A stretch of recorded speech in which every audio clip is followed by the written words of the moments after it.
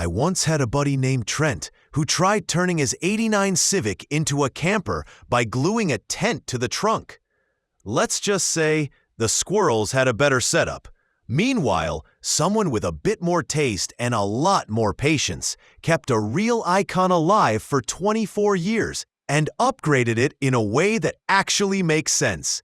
We're talking about a 1986 Volkswagen Vanagon Westfalia with a very unexpected twist under the engine lid.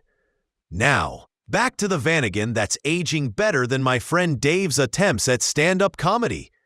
This '86 Westie was owned by one guy for over 2 decades, and I believe that kind of long-term commitment should either end in a marriage license or a road trip journal full of bugs on the windshield.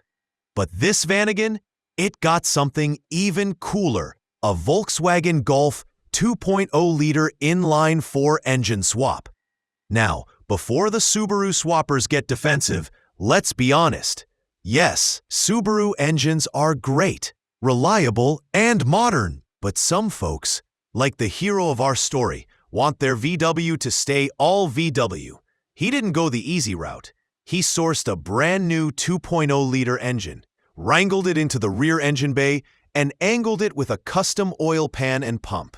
The result?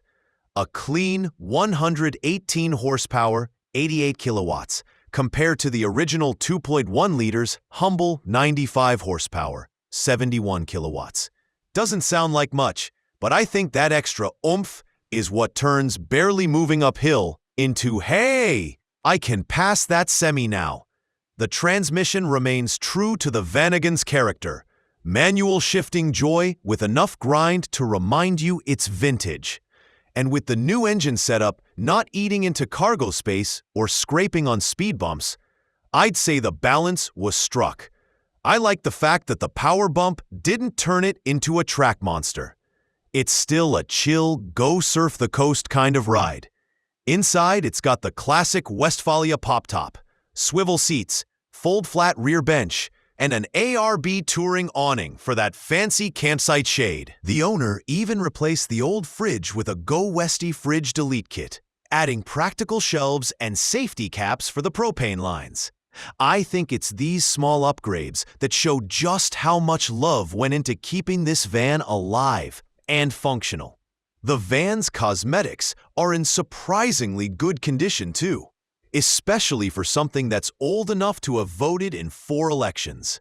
The interior looks like the kind of place where someone made coffee at sunrise, played acoustic guitar at sunset, and maybe lost a sock or two to the ventilation system.